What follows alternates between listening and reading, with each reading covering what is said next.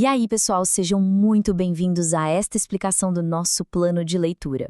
Hoje a gente dá a largada oficial para o Partiu Atos. E que começo eletrizante a gente tem pela frente, viu? Nos próximos minutos, vamos explorar os 4 primeiros capítulos desse livro, que são literalmente explosivos. A ideia aqui não é só olhar para a história como se fosse um livro do colégio, mas sim extrair aqueles princípios práticos de poder, de coragem e de milagres que formaram a base da igreja primitiva. Bom, para começar, a gente adota a metáfora de uma locomotiva a todo vapor, e é exatamente assim que devemos encarar essa leitura. O livro de Atos é como um trem em movimento acelerado. Essa nossa primeira estação representa a fundação absoluta da igreja. É aquele exato momento em que os motores são ligados e o reino de Deus começa a avançar a partir de Jerusalém com uma força simplesmente imparável. O nosso roteiro de hoje vai passar pelos seguintes pontos: 1. A promessa do Espírito.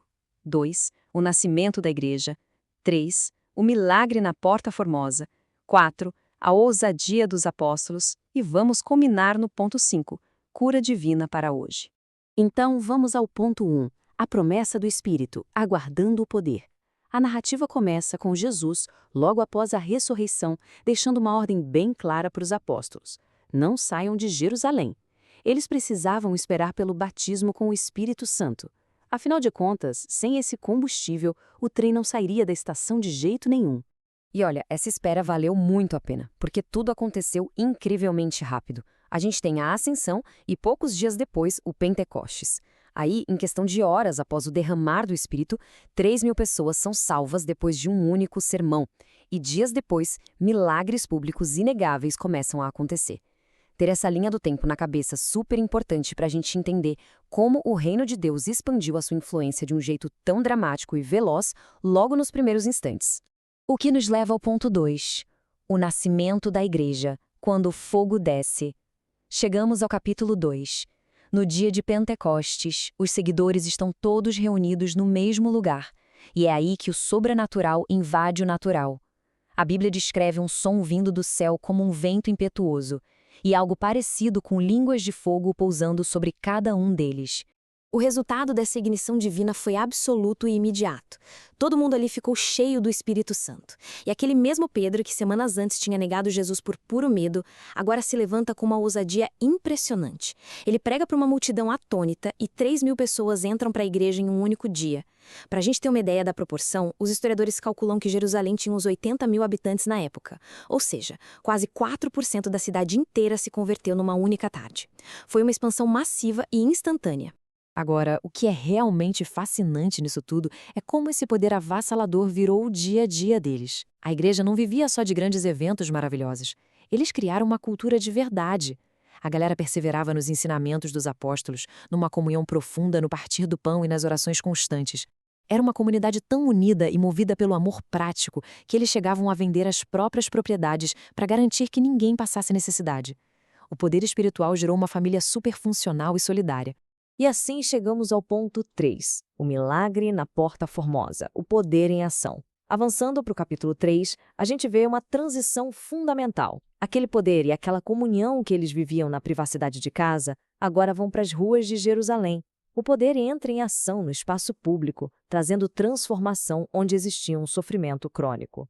A cena é a seguinte: Pedro e João estão indo ao templo orar.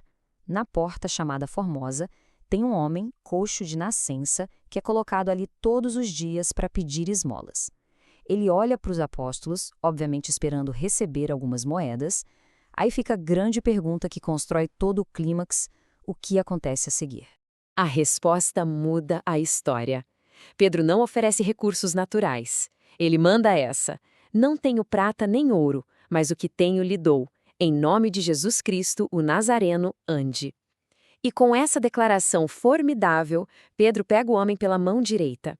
Imediatamente, os pés e os tornozelos daquele homem que nunca tinha dado um passo na vida ganham firmeza. Ele dá um pulo, fica de pé e entra no templo andando, pulando e louvando a Deus.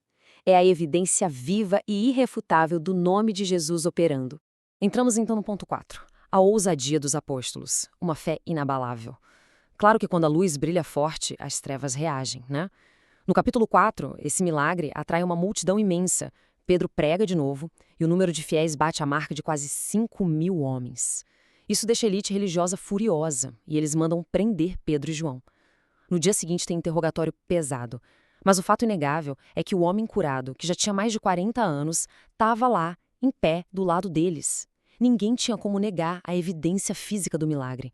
As autoridades ameaçam os apóstolos e mandam que eles parem de falar no nome de Jesus de uma vez por todas. Mas olha a reação da igreja primitiva. Eles não oram pedindo proteção ou para se esconderem. Na verdade, muito pelo contrário. A igreja ora por ainda mais ousadia para falar a palavra e pedem que Deus continue fazendo curas e maravilhas. A resposta para essa oração corajosa é tão intensa que o lugar onde eles estavam literalmente tremeu e todos foram cheios do Espírito mais uma vez. Isso nos traz ao nosso quinto e último ponto.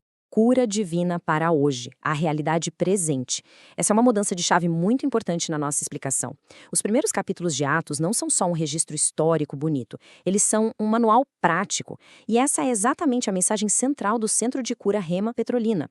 O livro de Atos é um projeto para a nossa realidade hoje. A vontade de Deus simplesmente não esfriou com o passar dos séculos.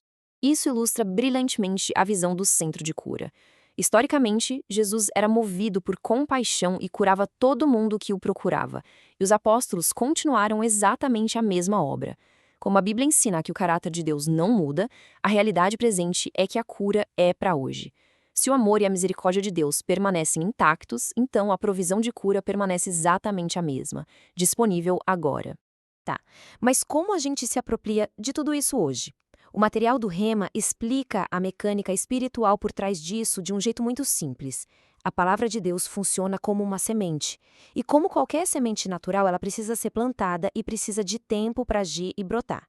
Quando a promessa de cura é lida, ouvida, meditada e confessada, ela vira um remédio divino. Ela penetra no nosso espírito, ganha vida lá dentro e libera a restauração física para a área enferma do corpo.